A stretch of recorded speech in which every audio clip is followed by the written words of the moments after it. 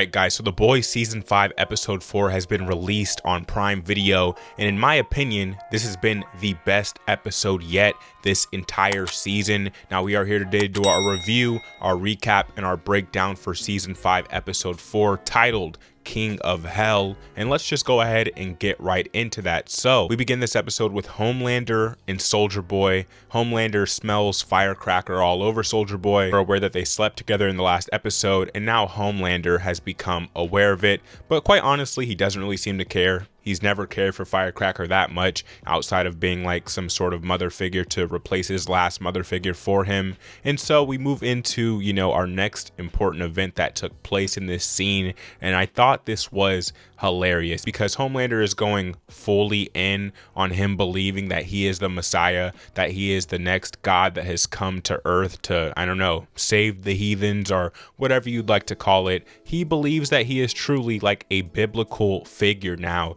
And I think that is a great place to take this character to in the final season. I find all his scenes hilarious. This is still my favorite actor and my favorite performance in the entire show. And we got a lot of really good Homelander scenes throughout this episode, so we'll definitely talk about them as we go throughout this. But to move on to the next scene that took place, okay, we see Butcher with Ryan. He's recovered him. He's trying to help him heal after he tried to fight Homelander and of course was very unsuccessful, got a brutal beat down by his father. And so Butcher is kind of nursing him back to health, and Ryan ends up saying like, look, you don't really care about me. You just want me to be like a soldier for this war against Homelander. And then, Butcher looks away for a second and Ryan's gone. So we have no idea where this character went. We don't see him for the remainder of this episode. So I'm guessing he's going to come back into play come towards like the season finale when they're finally ready to take down Homelander, if that even happens in general, considering I think this show is going to end in a complete catastrophe, especially since the creators of this series said that they want this show to end in a terrible way. Not terrible in terms of writing, but terrible in terms of the health of our characters, our beloved characters. All right, now we pick back up with the boys with MM. Okay, he got his chains back on, he has his rings back on, he has his swagger back on. I'm glad to see that the boy is back. And then we move over into the lab and we're seeing the boys now working on the virus. Of course, Frenchie is kind of the orchestrator here, the main head scientist for developing this virus, and he says it's going to take a few weeks until it's fully developed and ready to kill Homelander because you have to give the virus time to multiply. Now we finally get to figure out where Starlight went at the end of the last episode, and it turns out that she went to visit her father, her real biological father, who we haven't got to see through the entire show in general, through the entire series. Back in season 1 when we're introduced to the character of Annie, we just see her mother. And we know that she has, a strong relationship with her mother, and her mother kind of pushed her into this life. And so what happened to her father? Well, we finally get to discover that inside of this episode. So I thought that was a really nice touch here from the writers. Now, she also discovers that she has a brother that she had no clue about, that she had no idea about, that her father's been raising. So she has this younger teenage brother.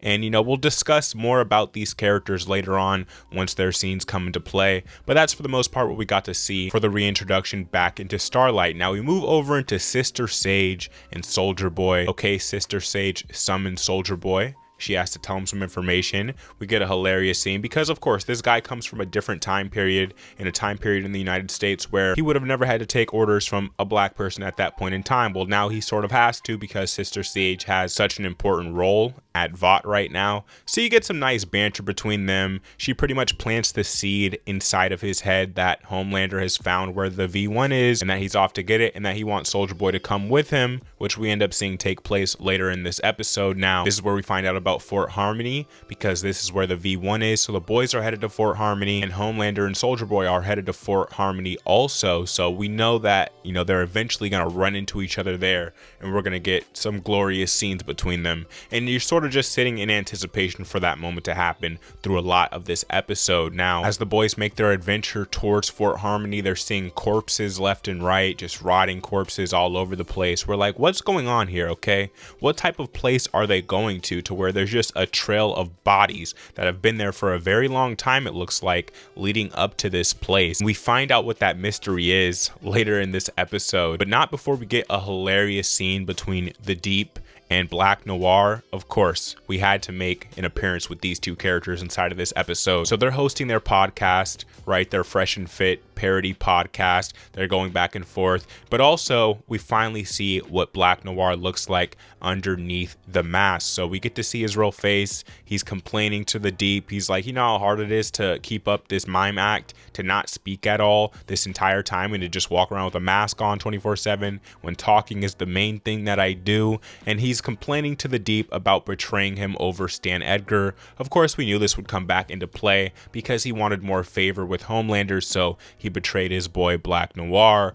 went and turned Stan Edgar over in the last episode. And so these characters kind of have some beef over that currently, and that's really for the most part all we see out of these characters for the remainder of this episode. Now we move over into the scene with Father and Ashley. Of course, they're husband and wife now.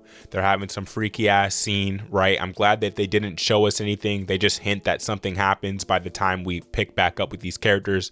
Thank God, because that would have been a disgusting scene. Okay, but come to find out that Father's church is bankrupt and they're in the hole about $150 million, so they really need money and they're very desperate. And this is just when Firecracker happens to visit them to discuss something. Now, what is that something? We'll talk about it in just a second. To get back into the boys, they finally arrived at Fort Harmony, and now at the front doors of Fort Harmony, there's just carcasses everywhere. You know, humans, animals, every single type of living being is just dead at the doorstep of this place. So what type of evil, like cursed place are they walking into? You know, it's hinting that something very bad is about to take place at Fort Harmony. Now in the next scene, we pick back up with Starlight. She's at her father's house. She's talking about how she feels neglected by him.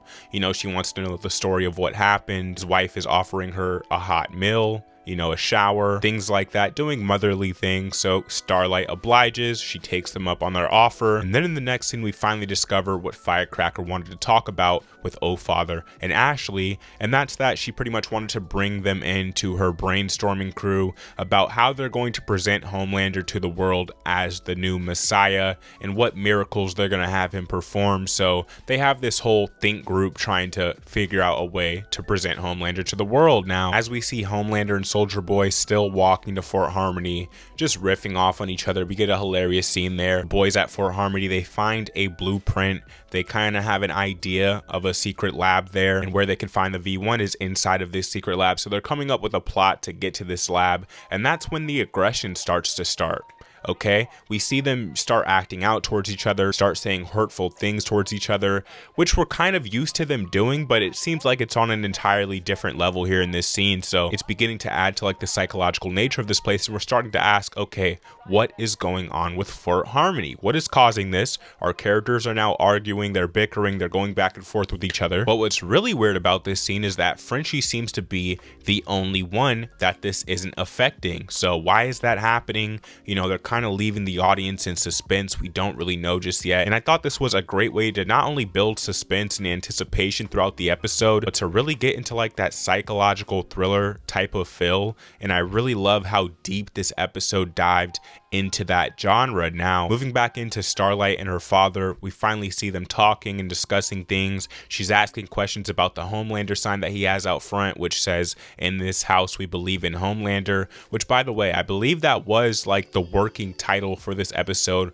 before they switched it over into King of Hell, because I kept seeing that pop up in the title's place on Prime Video before it eventually went back into King of Hell. So just a little side note there. Did anybody else notice that? But anyway, Starlight's father is showing her this box of memorabilia. He has all these news clippings of Starlight's, you know, adventures throughout the years. He's clearly been keeping up with her and her public profile. And this is sort of his way of proving to her, like, listen, I do care about you. I do love you. I am still your father in a way. And then we finally get a heart-to-heart between these two characters about why he left. All right, we discover that Starlight's mother started acting pretty much too insane for him to even want to stay in this situation, even for his daughter, because she began to tell Annie as she's growing up that she's special, that she's this chosen one, that she was chosen by God, things like that, obviously due to the fact that she pumped her child up with Compound V and her powers were going to come into effect later. So almost like she was trying to mentally prepare Annie for that to happen, and the dad just couldn't sit well with that. He couldn't stomach that, and that ended up being the reason that he left. Now at the same time,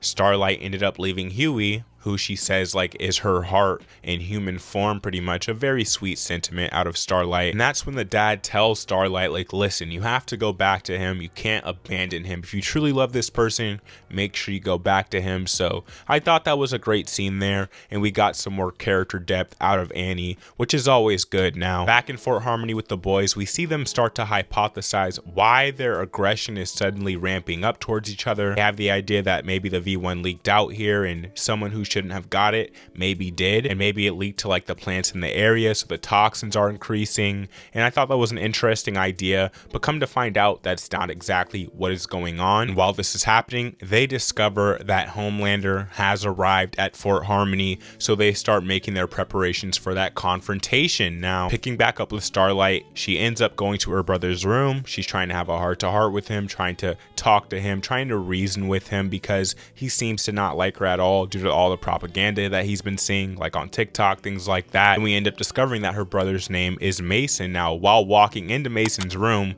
we find him watching Black Noir and the Deeps podcast. So just another plant there from the writers at how like a super red pill podcast can corrupt the youth, for example. That seemed to be like what they were getting at with that scene, and I thought it was a nice touch. But Starlight seems to be finally winning her brother over in this scene, and that's when we move into the next scene where Homelander and Soldier Boy have finally arrived at Fort Harmony, and come to find out that Soldier Boy actually seems to have some history with this place and know a little more about it than he seemed to let on. And then we see the boys starting to believe like maybe a Supe by the name of Bombsight maybe got to the V1 first, because who else could have damaged this door that the V1 was inside of? So no V1 there. All right, they happen to not find it at Fort Harmony. And now moving back into Annie, all right, Starlight at her dad's house, we suddenly see a cop show up there. We're like, what's going on? How is he aware that Starlight's here? He's asking about her. Is Starlight here? You know, I'm going to need to come in and take a look at the place. The dad can't lie for some weird reason, so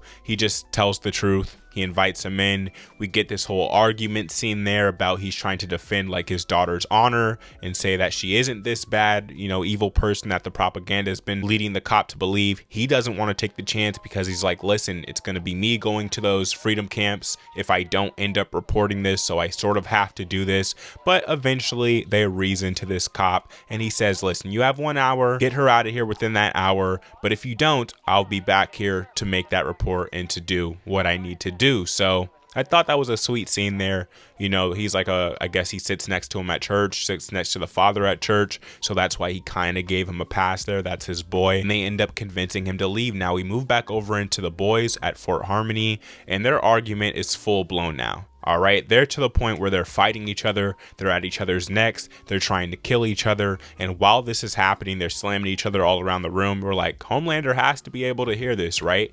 Homelander and Soldier Boy are in their own part of the fort, having their own conversation and beginning to have their own argument. We see Homelander start to take like his confidence back. He starts belittling his father, Soldier Boy. He starts trying to get under Soldier Boy's skin. And that is when we see Soldier Boy trick and trap Homelander inside of this Supe-proof cell, and he turns on this pretty much like kryptonite for him, and it starts to like drain the powers out of Homelander. He doesn't have like the energy to be able to just burst his way out of this room, and he just leaves him there to die, it seemed like. And Soldier Boy just walks off. He's like, I can't stand the sight of you, you disgust me. He leaves, and this leads to one of the best scenes in the entire episode, if not my favorite scene, where we see Butcher walking around Fort Harmony, and he ends up discovering Homelander trapped, this man that he's been trying to take out, been trying to kill for this entire show up to this point for 5 seasons now. And we finally see Butcher in a more powerful position than Homelander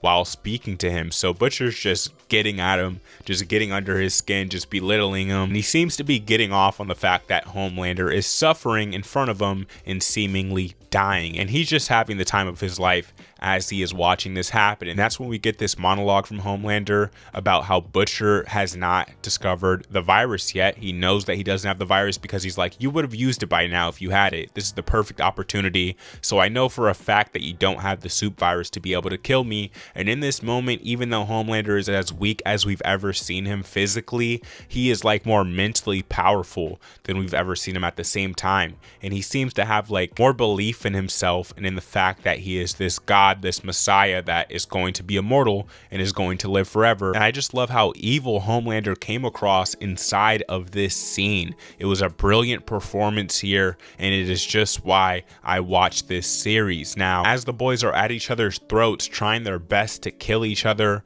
we see Frenchie discover Soldier Boy of all people. And once Soldier Boy dumps his mag, he runs out of ammo. He pretty much taunts Soldier Boy. Frenchie taunts him, and he takes off running, and he's trying to lead him through like all of these corridors, and he ends up taking him to the room where he discovers Quinn.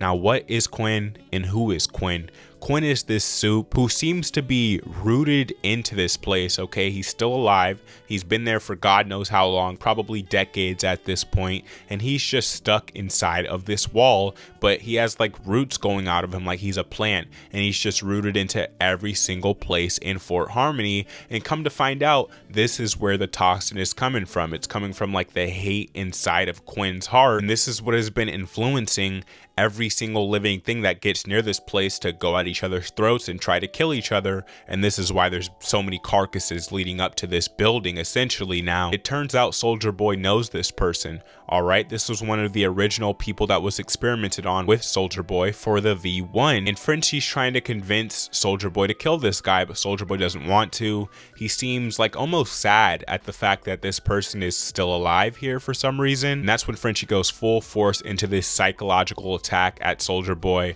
He starts telling him all these terrible things like, I bet this guy was a real soldier and you weren't, which is why you have this hate and disdain for him, because you ended up getting this V1 power and he really didn't. Now, Frenchie's plan works. Soldier Boy loses his mind, and we see that power happen once again where he just explodes everything near him. Frenchie takes cover, and he ends up blowing up Quinn, and with the result of Quinn dying, we see the toxin's effects begin to wear off, and suddenly the boys are no longer trying to kill each other. They start making up, apologizing to each other, and then we get an interesting scene of what seems to be Soldier Boy being very sad over the death of Quinn, almost mourning him in a sense, and crying in a sense, which I thought was very interesting for his character development. Now, the boys end up leaving the facility together. All right, the band is back together. They're not at each other's throats anymore, so that's very good. And then we move back into Homelander. He's still trapped in this cell, but he's breaking out, and he manages to bust his way out of this place. Now, how he managed that, I don't know, just through sheer will, because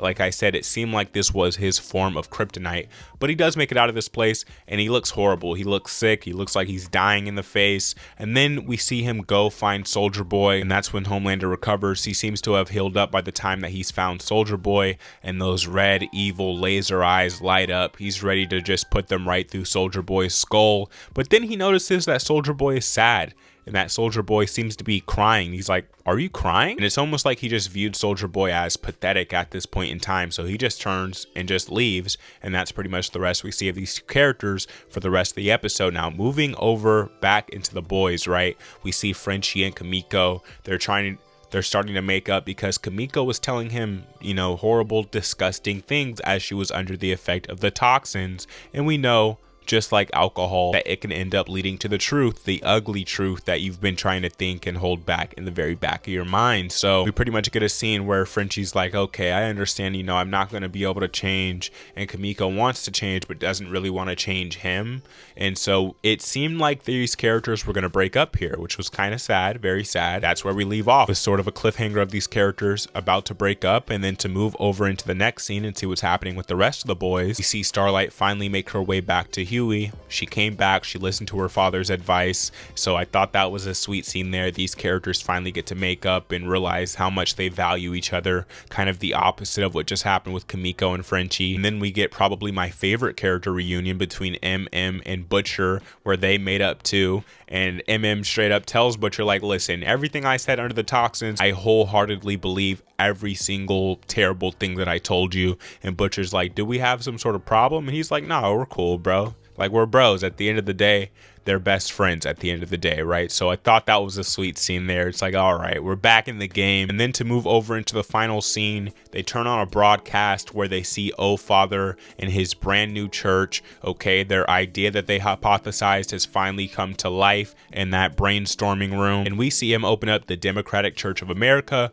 where this is essentially going to be like the main religion if you are living in the United States of America. So they're starting to blend like religion and government together. Very dangerous to blend those two, as we know. And that is when they introduce the brand new prophet, Homelander. And Homelander arrives right then and there at that moment, and he accepts the glory of being the Messiah. And that is where we ended this episode. Now, I thought that this was the best episode yet in the entire season, because my favorite movie genre of all time is psychological thrillers. That is my favorite genre by far, and this episode felt like the closest we've gotten to that genre in this entire show, and I loved it. I love diving into the deep psychology of each and every one of our characters and getting to hear, you know, their deepest, darkest thoughts towards each other finally come out. I thought that was brilliant. And it was at this point, as soon as the episode ended, that I just thought, this is the best series ever. Like, this is the best show ever created. This is the strongest series I've ever watched, and I've watched a whole lot of them, okay? They are knocking it out of the park every single week. This is easily the best season of The Boys by far, and the writing here is just brilliant. It's on an entirely different level from any other series currently running. For instance, we're watching Daredevil right now. We're covering that on the channel too. Make sure you go check out the reviews for that, okay? But in comparison to Daredevil, for example, I think that show is really strong right now. I think it's really good, but it doesn't have shit on The Boys. The Boys is on a different level entirely right now, and I love every single minute of it. And with that being said, if I had to rate Season 5, Episode 4, King of Hell of The Boys, I would give this episode a 10 out of 10. It gets the masterclass rating of a 10 out of 10. I've rated every single episode so far in this season, all 4 episodes, a 10 out of 10. This series has been perfect. This season has been perfect so far. I love every second of it, and it was just perfect down to its last minute detail. Okay, so with that being said, guys, those are my thoughts on this episode. I'm curious to know your thoughts on this episode down in the comment section down below. If you don't know what we do here on Demigod AT, we do film, TV, and pop culture based content. So if you're interested in any of this type of content, you're in the right place. Hit subscribe, hit the like button if you enjoyed this video. I'll catch you in the next one, guys. Peace.